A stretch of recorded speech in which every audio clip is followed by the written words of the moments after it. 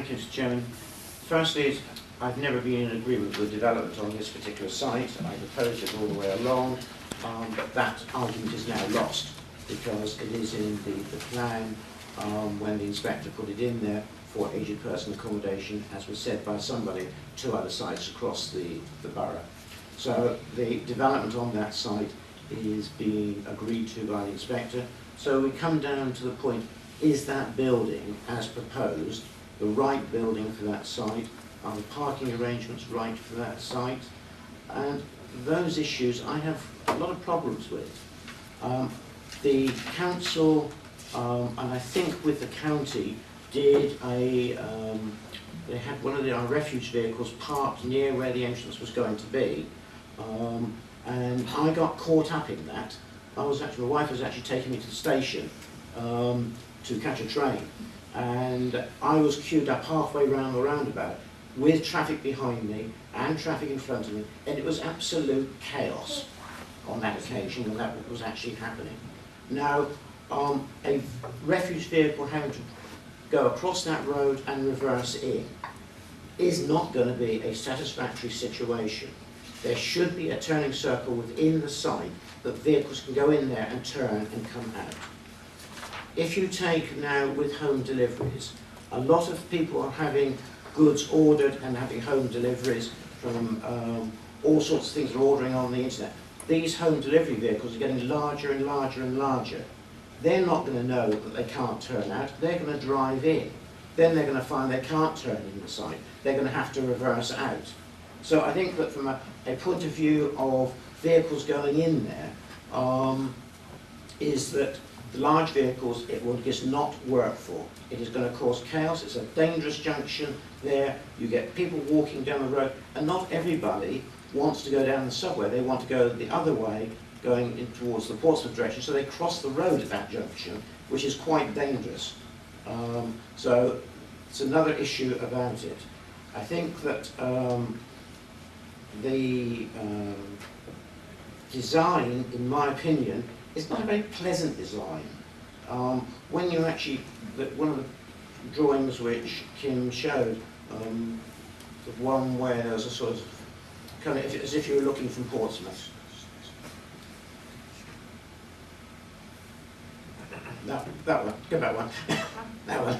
Yeah, it's, to me, it's just like a white blob there. Now that, and I accept that design is a matter of the beholder, but it isn't a pleasant design. I think that it's too big and too prominent on that corner. We look at the, going back to car parking, we look at parking. There's 17 car parking spaces. Potentially, you could have 30 cars because you have 13 two-person units and 4 one-person units. So you could potentially have 30 cars. Now, there is no parking around there.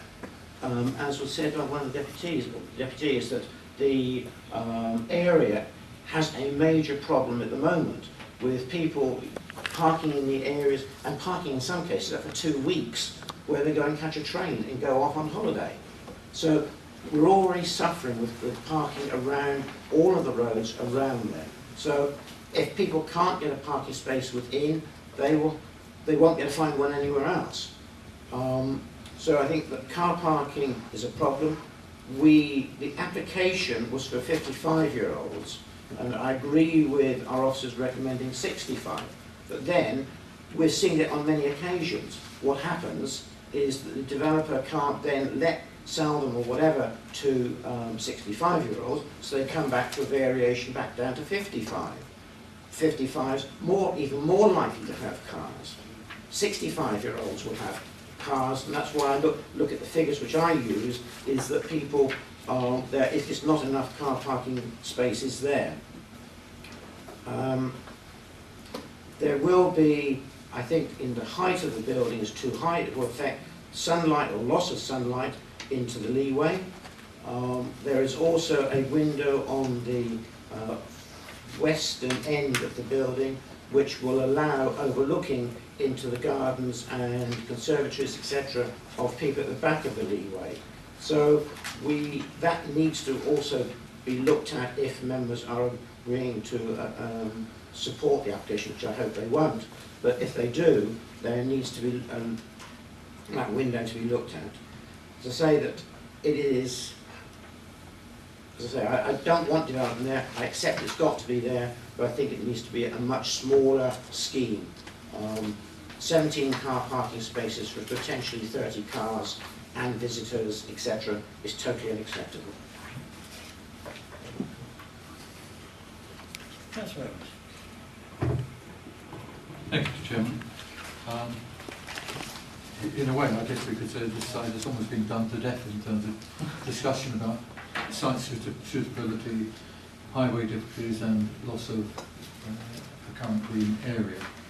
It was, as Councillor Price mentioned, a specific item for discussion at the public examination of our borough plan, and most specifically in relation to the provision of older persons accommodation. So the inspector did specifically look at this site, and certainly he concluded that it was a sustainable site for housing development, for elder person housing development, including consideration of the location in terms of highways access. Now, let me go back. Unlike the earlier one we looked at in Park Gate, I think this proposal does specifically address a number of our borough plan policy concerns.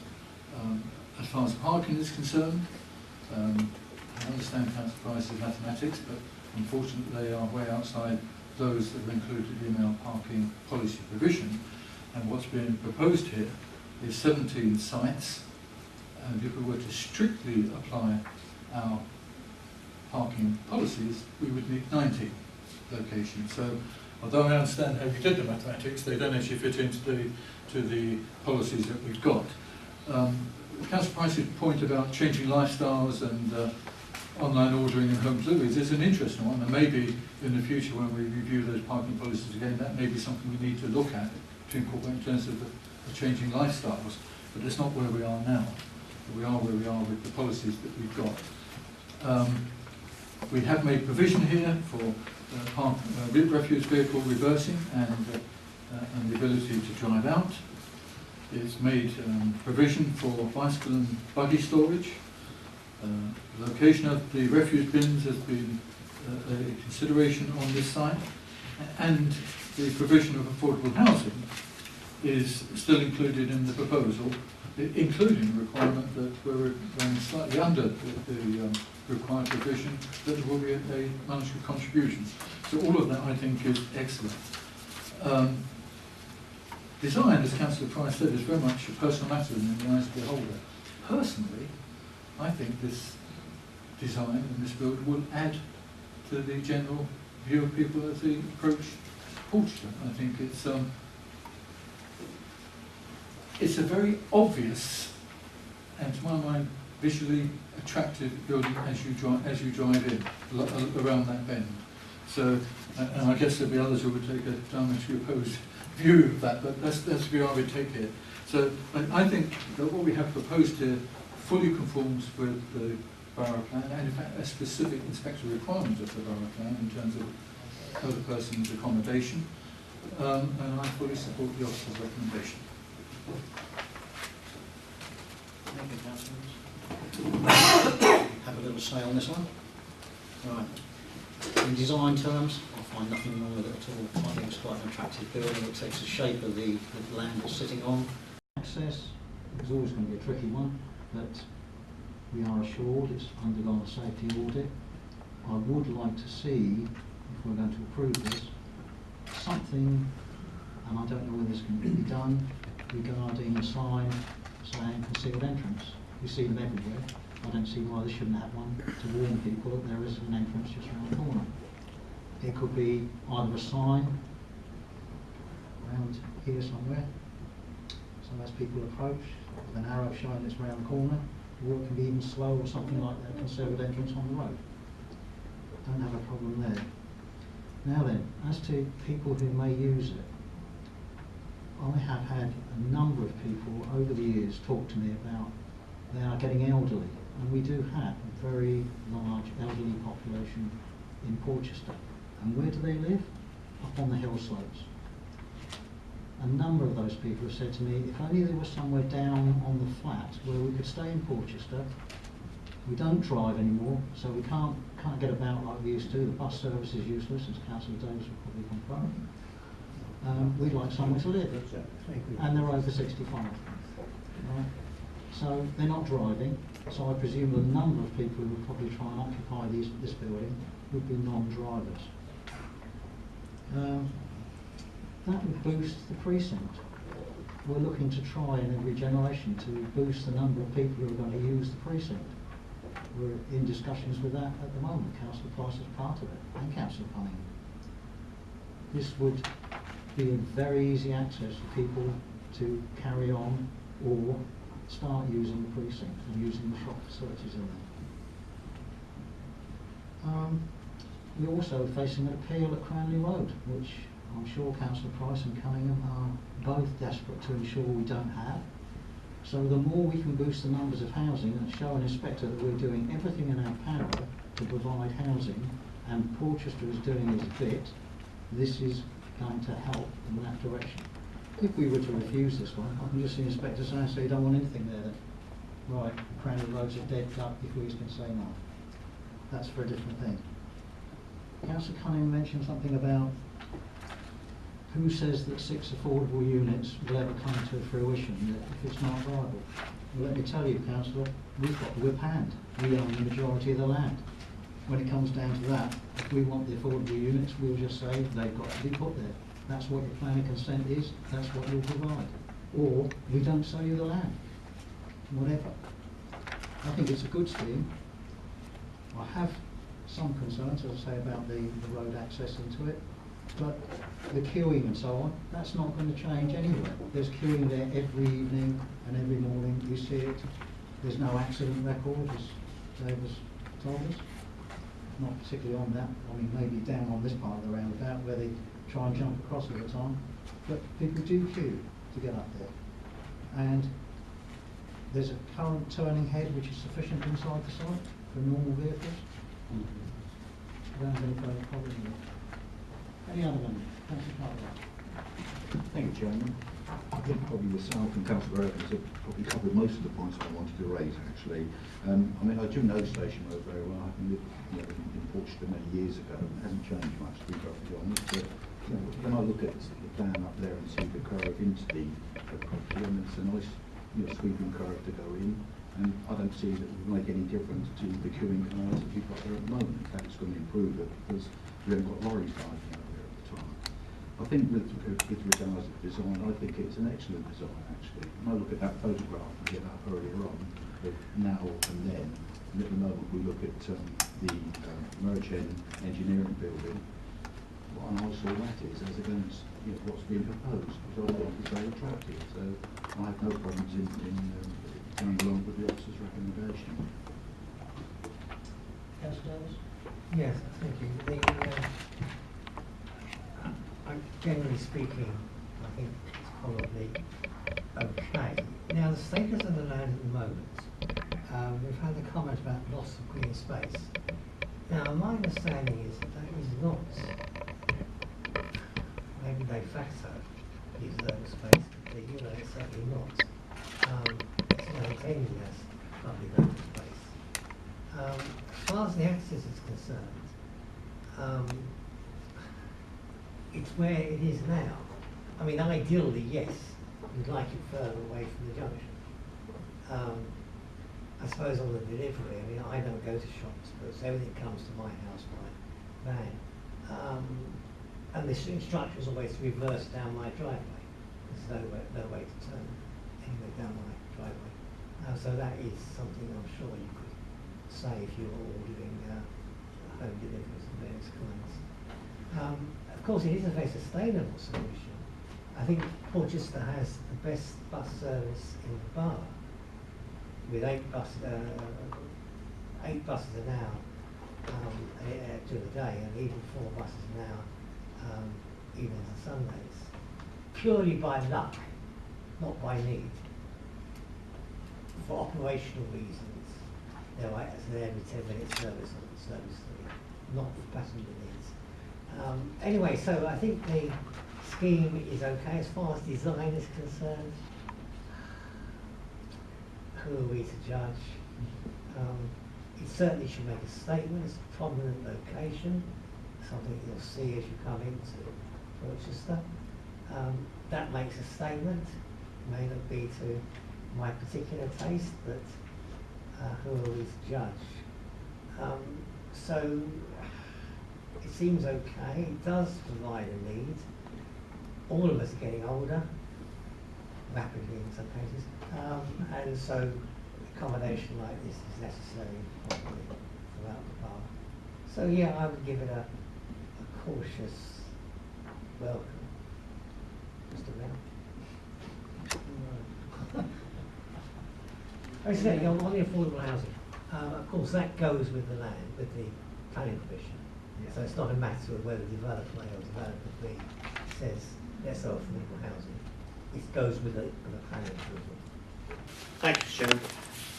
Can we just clarify this situation about affordable housing? I understand what you're saying is that we can make it a condition of sale of the land. Now, we have had approvals in the past of affordable housing within development approvals, and then we've had the developer come back and say the economics don't stack up, please take it out. So, yeah, I agree with Councillor Cunningham that that is always going to be a possibility, and as is always the possibility is that the developer can't sell the properties to 65 and above, as is proposed in the approval recommendations, and would come back and want it at 55. So those sorts of issues are still going to be there. Whatever we decide today, they're not set in cast iron, as I see it. I understand what you're saying is that as the majority landowner, we could do that. But I suspect there would be some costs involved in that, in probably having to, if from the economics point of view, didn't stack up with a developer, he would be asking the council to sell the land below the normal market value. Now, whether we can do that is another issue, because I don't know whether the district auditor would allow us to actually sell land at below market rate. So there are a number of questions around that. And I'm still not convinced about the turning within. Because yes, there is a space there, and I suspect that a vehicle or something like a Ford Transit size vehicle would be able to drive in, turn around and drive out. But once you start to get bigger than that, then that's where your problem starts to come. And those are the vehicles which have got the home delivery vehicles, and they will not be able to. So I strongly believe that the application should be deferred to look at some form of turning circle. Now, I get the opinion around the table that the majority of members are going to approve it, but before we get to that stage, can we look at this window which is on the western end, which one of the residents is extremely concerned about, as it compromises the privacy of residents on the south side of the leeway. Now, whether we can do anything or what we can do, I think one of her suggestions would be is that the glass should be obscure. So can we just have Which window are we talking about? I presume the western end, That. Yeah, facing Fareham. Yeah, I presume you're talking about the first floor, not ground floor. First floor, yes. So there's a first floor with two small first floor windows here. See if we can find one there. So it's those two windows there.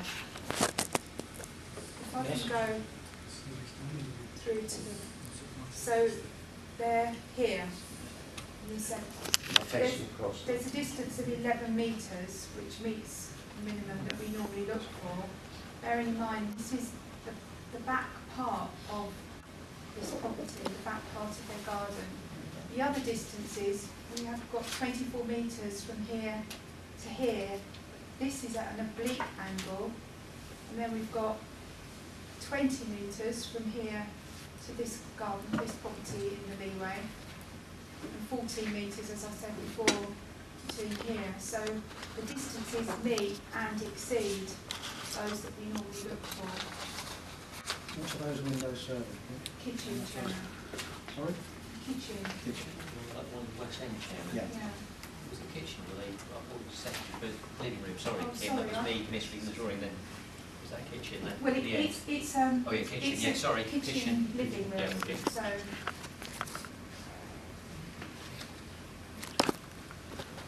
The distances meet our requirements.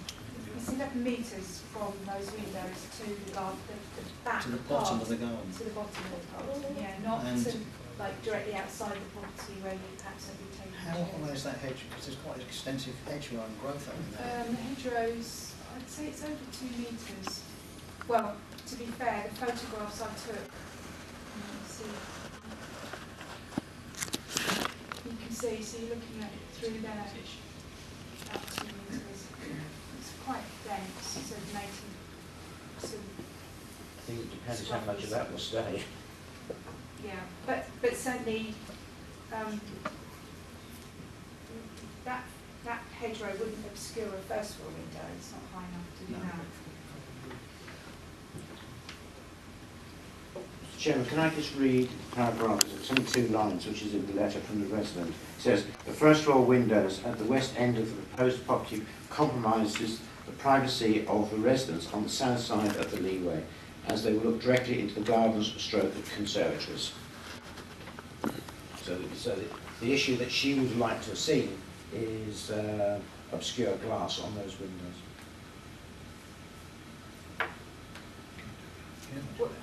With the conservatory, I presume, will be back here. So we're looking at quite a long distance, Chairman. And again, at an oblique angle. Directly, the distances are 11 metres from here to here. But if you're going back down towards the conservatory, it's much further. But I could ask the agent if there would be a Obscure problem glaze? to obscure glaze. those Comment, two. Chairman? Perhaps on a high level sill might meet the need. High level? 1.8 off the floor. That would be useful. Would that be happy? Would you be happy with that? I'm representing what a resident's saying, and normally we very often do the 1.8 metre, which does solve the problems in most cases. So I would have thought that would have solved the problem. So effectively, it's this elevation, Chairman. Yeah. So you just have this small, these 2 panes at the top, and this here below would be brickwork. Yeah. Yeah. As a kitchen, Chairman, I think that could be an acceptable arrangement, bearing in mind that the primary outlook is to the south. Okay. Thank you. Councillor. Just follow up with a couple of points Councillor Price just made. In particular about the parking and the age profile. The reason I mentioned what I did was that because they have just about met our parking standards, irrespective of age. I think any age restriction on here would just make it more likely that it will totally conform with our parking standards. So, 17 versus 19 in a sustainable location is pretty good. I come back to your original point. There may well be 20 cars, but they are meeting our standards as far as that one's concerned. So I don't think that particular one is an issue. And yes, it will be desirable in every development to have room for refuse lorries that do full circle. But I think that would be extremely unreasonable to insist on, particularly when the design has allowed for the ability to reverse in and drive straight out. I take your point, I mean, after all said and done, it's happening at the moment. Merjen have their deliveries there all the time, and they can't back in anywhere. At least this vehicle, I presume, if it's the refuse collection, somebody will get out and walk back to the junction and say, back in, come out, whatever. I can't see that's going to be an everyday, all-day occurrence. So, yeah, once a week on that, some deliveries here and there. What's so different to anywhere else? We've got to face facts. Traffic is building up anyway, isn't it? We're just trying to mitigate as much as we can. Anyway, enough said. No other members want to say anything? Just a point, Mr. Chairman, of course we do have narrower vehicles on refuge to that. All I knew they was going to be narrower anyway to the councillors. So being as wide as the huge ones as we've had in the past, and they're slightly less dated, right? Okay. And, oh, just finally, I was referring to the bus service at the top of the hill, not the ones that are lower down. I'm talking about the lack of any bus service at the top. Well, I'll explain to you later how very lucky you are. No, please don't. If I become a bus owner, I somebody shoot me.